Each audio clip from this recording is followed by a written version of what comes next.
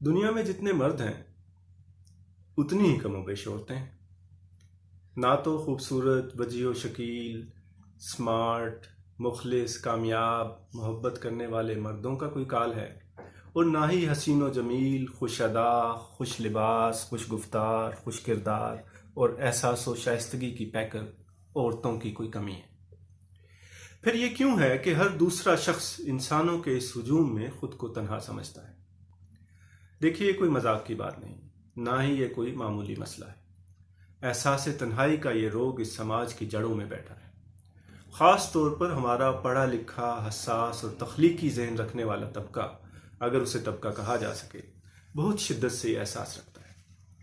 آپ کو بھی اکثر ایسے لوگ ملے ہوں گے جن کا شکوہ ہے کہ انہیں کوئی ایسا نہیں مل سکا جس کے ساتھ ان کی ذہنی ہم آہنگی ہو، جمالیاتی قرب کا احساس ہو، تخلیقی سطح پر جو ان کو سمجھنے کی صلاحیت رکھتے ہوں، جن سے علمی سطح پر کوئی گہرا، سنجیدہ اور بہت ذاتی نوعیت کا مکالمہ ممکن ہو سکے۔ ایک شاعر، غالباً اکرم محمود کا ایک شعر ہے کہ ہجر ہے میرے چار سو، ہجر کے چار سو خلا، ہجر ہے میرے چار سو، ہجر کے چار سو خلا، میں بھی نہیں میرے قریب، تیرا تو خیر ذکر کیا۔ اکثر ایسا ہے کہ آشناؤں کے ہجوم میں گھرے قربتوں کے تمنائی اپنے واہموں کے جھروکوں سے کسی درد آشنا کو ڈھونڈتے ہیں اور ہجر کی طویل راتوں کا انعام پاتے ہیں۔ غالب نے کہا تھا کہ یہ کہاں کی دوستی ہے کہ بنے ہیں دوست ناسے، کوئی چارہ ساز ہوتا، کوئی غم گسار ہوتا۔ میر نے کہا تھا کہ دل خوں ہے، جگر داغ ہے، رخسار ہے زرد، حسرت میں گلے لگنے کی چھاتی میں ہے درد۔ ناصر کاظمی نے کہا کہ میں ایسے جمگھٹے میں کھو گیا ہوں جہاں میرے سوا کوئی نہیں ہے۔ ادم نے کہا کہ کسی واقف سے بات کیجیے گا، آپ سے آشنا نہیں ہوں میں۔ اور افتخار عارف کا کہنا ہے کہ دیار نور میں تیرا شبوں کا ساتھی ہو، کوئی تو ہو جو میری وحشتوں کا ساتھی ہو۔ یا ان سے بھی آگے بڑھیں تو خواجہ غلام فرید کے الفاظ میں کیا حال سناواں دلدا، کوئی محرم راز نہ ملدا۔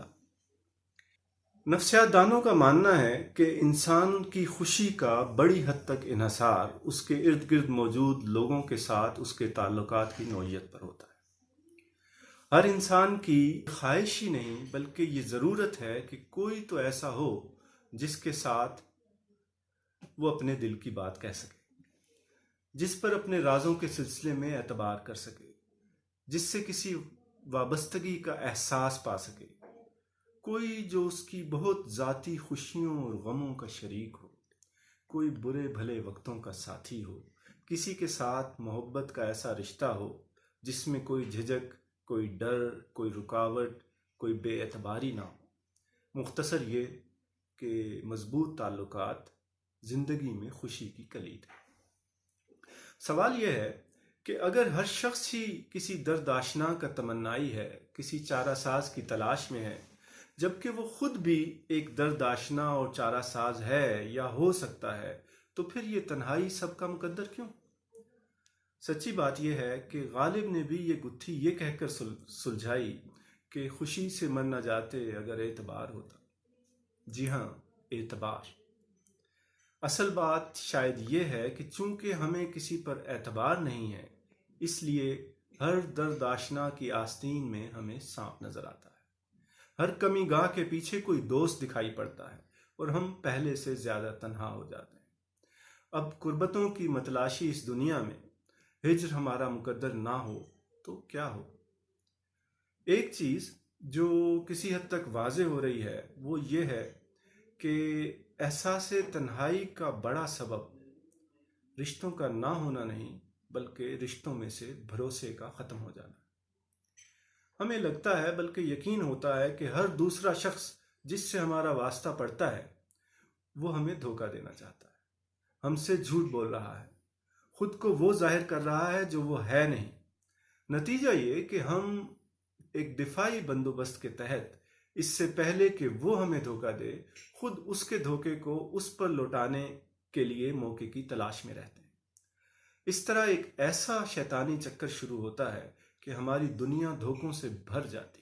ہم سب اپنی اپنی جگہ یہ شکوہ کرتے ہیں کہ ہمیں کوئی قابل اعتبار شخص نہیں مل سکا. ہم کس پر اعتبار کریں؟ سبھی اپنی اپنی جگہ درست بھی ہوتے ہیں. سوچنے کی بات یہ ہے کہ کہیں ایسا تو نہیں کہ خود ہماری چالاکیاں ہی ہماری خوشیوں کی راہ میں سب سے بڑی رکاوٹ ہوں. بھروسہ کیجیے، دوسروں پر اعتبار کرنا سیکھیے، خود اعتبار بننا سیکھیے. آپ کی زندگی میں خوشی آ جائے گی.